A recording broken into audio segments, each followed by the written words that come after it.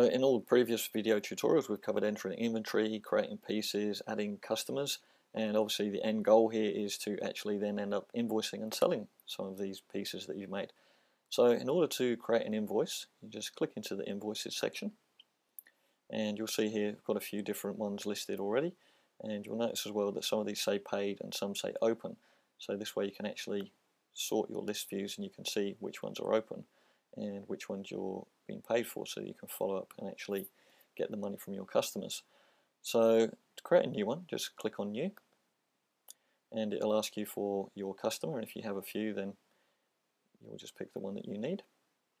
If you haven't entered any customers yet, you would have to actually enter the customer first, so just go back and see the customers video tutorial and add in your customer.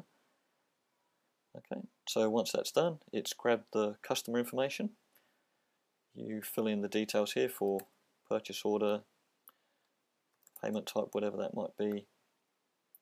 Put in a shipping and terms, and be polite to your customer as well. Thank you for your business. And then you just need to add in some items. So click on the add item. You'll see any pieces that you've already created, and you can just click on the piece that you want to add, select how many you're actually going to put in or how many you're actually selling, and the price. Okay, and we can add one more. We can actually see here the quantity, how many are actually in stock. So we'll take this one, and we can only add one because there's only one in stock.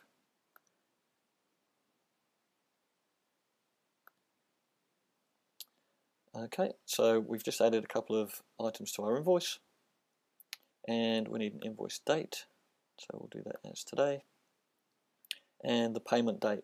So if you're sending this out and you haven't been paid yet, then you'll leave that blank, and we'll put in a shipping date.